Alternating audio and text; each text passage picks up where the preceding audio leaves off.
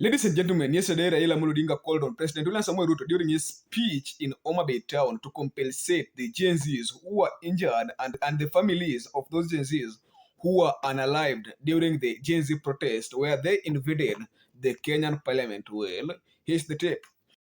Finally, Your Excellency, you've had several challenges.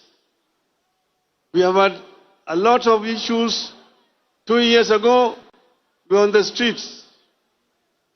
And even last year, they were on the streets, the Gen Zs. I saw that during the prayer breakfast recently this week, there was apologies that were being made. The Speaker and yourself, which is wonderful, as a first step to reconciliation. But then there's the issue of people who are injured, some people who died during that time.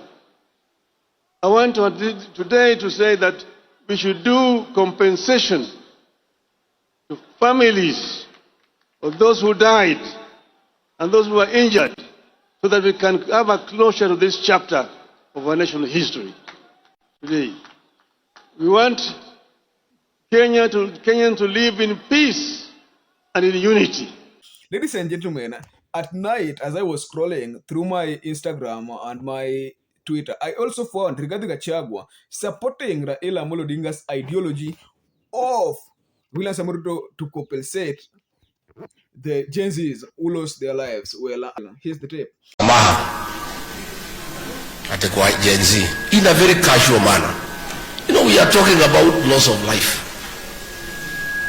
How do you issue an apology about the loss of life in such a casual manner?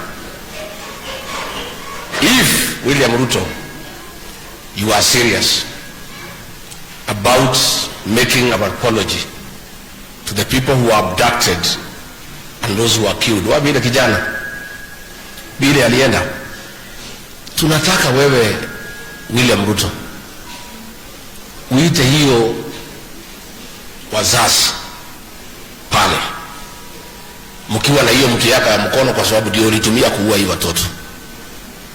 Then you talk to the parents and don't talk about if.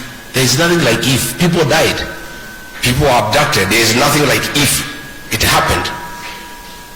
Na vile nimeona Raila amekuambia, na kwa sababu vile Raila amekuambia utafanya, because William Ruto kwa siasa yake yote anategemea huyu Raila. Sasa kile kitu Raila atamwambia atafanya. Huyu kijana tunataka William Ruto, mama ya huyu kijana anaitwa Irimu na baba yake, and all the others who are abducted and those who are killed, you call them, you give an apology to them, then you discuss compensation with the parents. Sindio?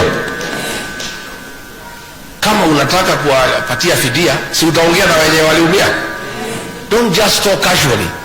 This is human life. So huyu kijana na wengine uite watu wao wote na wale walikufa waongeleshe sawa bili. And we want to add also, ukishamaliza na Gen Z, I have been asked by the people to tell you also to remember wale watoto ambao walichomwa pale Kiambaa, wazazi wao pia uwaite, si ndio? Uwaombe msamaha, alafu muongee mambo ya fidia, si ndio? Because that's the way things are done in a civilized society. Kwa hivyo mimi niseme mtikamake, mambo yetu yote imesimama. Nimeona barabara ni mbaya, stima hakuna, nini, msijali, tutatengeneza hiyo maneno. Lakini hiyo maneno haiwezekani hii mtu akiwa kwa kiti, si ndio? Kwa hivyo agenda number 1 yafanye nini? Sasa asiseme ati hatuna agenda. Tuko na agenda mingi sana. Tuko na agenda ya kufufua uchumi, tuko na agenda ya kumaliza barabara za Uhuru Kenyatta, tuko na agenda ya kuweka stima, tuko na agenda ya kuleta madawa hospitalini, tuko na agenda ya kudignify payslip.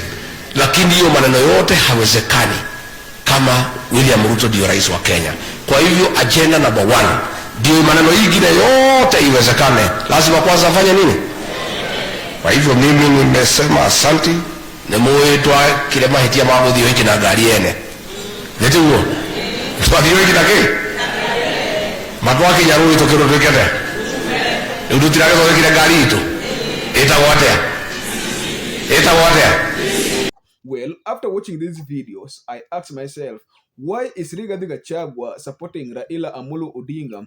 In this case, ladies and gentlemen, that is what is going to measure our topic of discussion today. But before I deep dive into this analysis, don't forget to like this video, comment, and most importantly, just subscribe to our YouTube channel. We are currently at 740 subscribers, and thank you to our subscribers for always supporting us. Ladies and gentlemen, why is Rigathi Gachagua supporting our one and only Raila Amolo Odinga? Let's have a deep dive into it. The first reason is, well, Rigathi Gachagua understands the political temperatures in these countries, and being that he have been in existence for years, he understands that Raila Amolo Odinga once amekanyaga hivi, bro, akikupigia chini hapa Nyanza, and that is why you can see William Samoei Ruto is tour in Nyanza right now, anachukua kitu kwa 7 days yenye hakuwa anachukua kitambo, because he understands that once manage to pocket Raila Amolo Odinga na all these Nyanza leaders, these people will support him in 2027.